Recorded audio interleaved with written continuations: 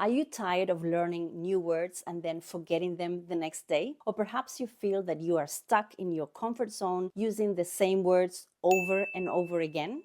Well, let me tell you something. The problem is not you, the problem is your method. And in today's video, I want to show you a very effective way to organize your vocabulary so that you don't forget new words and you actually remember them when the moment comes. Hello there, if you're new here, my name is Monica, I'm an EOI teacher and I help advanced English students to take their skills to the next level. Today's topic is all about vocabulary retention and how we can just not simply memorize new words, but how we can actually remember them and make them part of our active vocabulary. Now, let's take a trip down memory lane. Do you remember when you were in high school, those endless vocabulary lists? I do, and I tell you, it was a total nightmare. Rows and rows of words with no connection or logic. I've been there too. I used to study that way, but what happened was that I ended up forgetting the new words within a few days or even hours, so there was no point. But there is a much better way to learn vocabulary. And in today's video, I want to show you how to change from random, disconnected words with no structure or logic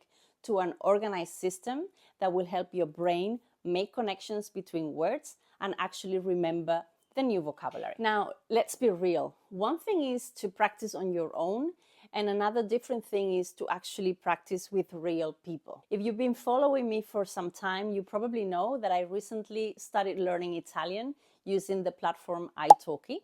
Camminare con il mio cane. Camminare con il mio cane and going to concerts. Ok, ottimo, sì. Mi piace andare ai concerti. Andare ai concerti.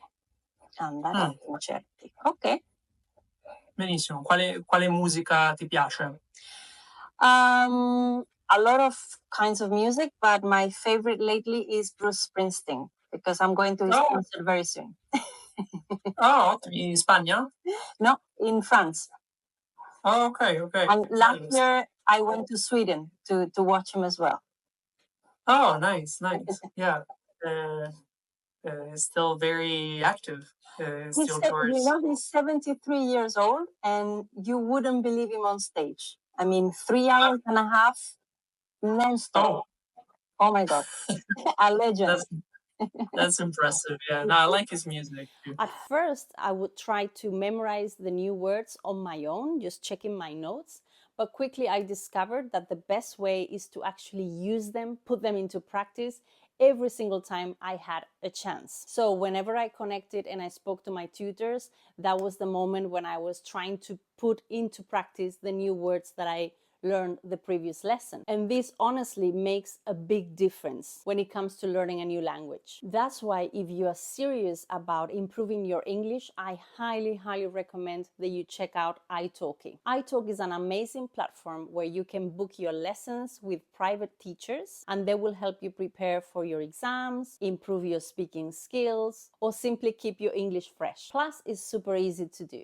So once you sign in, you can go to this menu called Find a Teacher.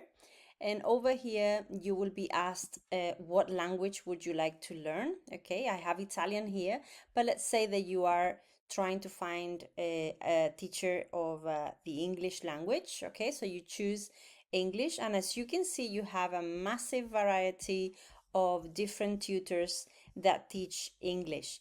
Now, what I liked about Italki is that for each teacher, you can find a short video where they introduce themselves so that you can get an idea of their, of the way they express themselves, their energy, to see if it matches yours, okay? And also you see a little chart there with their availability, so you can have an idea on when they are available to teach you. And also you can choose what budget you have for your lesson, so you can adjust, okay, this price menu as well. And here is something extra. You can sign up for free using the link in the description box and get €5 discount for a lesson that is at least €10. So if you've been thinking about taking your English to the next level, I highly recommend trying out Italki. Now it's time to learn how to organize your vocabulary. Now, the first thing you need to do is grab a piece of paper or perhaps open a document in your computer. But then instead of making a long random list of vocabulary, what we need to do is write in the center of the page, write the name of the topic or the theme that we are going to deal with. This could be anything, the topic of money, education, work, technology, you name it. And then from there, we need to create different categories around it. Now, the categories I like creating are categories such as nouns, adjectives, verbs, phrasal verbs, idioms, and pronunciation or tricky pronunciation words.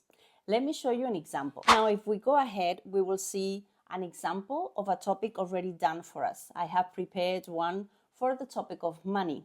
So as you can see, in the category for nouns, you will see different nouns that are interesting for my level. In this case, this is meant for a level B2 or C1.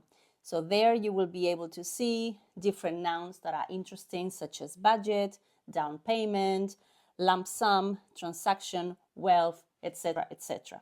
And we will do the same thing with adjectives. You can find there some interesting adjectives for the topic of money, such as affluent, bankrupt, costly, etc. Then we'll move on to verbs. So interesting verbs that we can use every time we talk about money. So allocate, afford, to budget, to haggle, to invest, etc. And then the next category I've created is the category of idioms.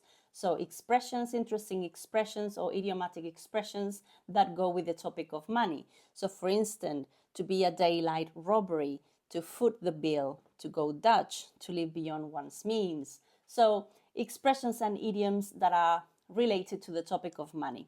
Next, we have a category of phrasal verbs. So cut back on, to fritter away, to pay off, to chip in. And finally, I always like creating a category dedicated for the tricky words or the tricky pronunciation that some words have and always give us a little bit of headache. So for example, in this case, I have written the word money, okay, debt, because it's a silent B, mortgage, receipt, financial, entrepreneur, worth, yeah, and you can add any others as well. Now, if you like this vocabulary organizer, don't go anywhere and stay until the end of this video. Step 2 is adding context. Now, just organizing vocabulary is a great start, but it's not enough. You need to see words in context so that you know exactly how to use them. So right after your vocabulary organizer, create a new section where you will write examples or sentences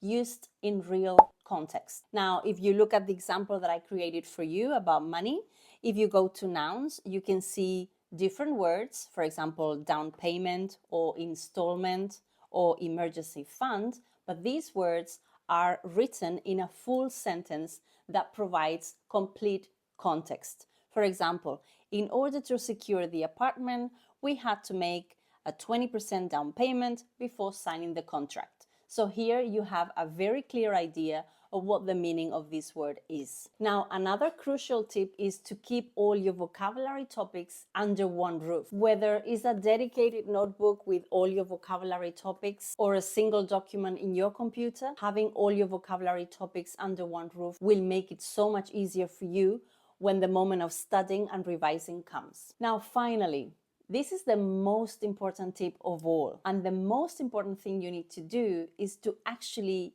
use your new words actively. I cannot stress this enough. So reading and listening is okay, but they're just passive skills. The only way to truly learn new vocabulary is by actually using it in speaking and writing. Now, here's what I recommend. Go to Google, download past exam papers, and then choose a topic that you are interested in.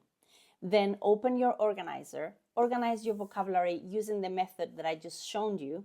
And then the next time you have to practice that topic or perhaps do a task at your school, etc., you make sure that you use some of the new words that are in that organizer. Now, you don't need to use every single word in your organizer, but you must use some of them. And this leads me to my favorite quote when it comes to learning English. You cannot do everything, but you must do something.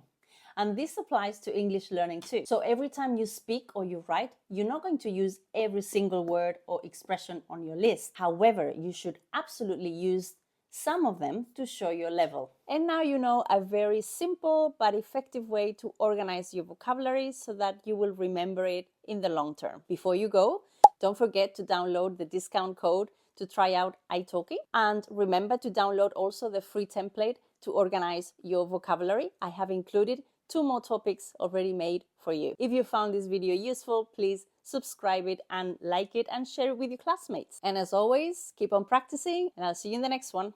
Bye!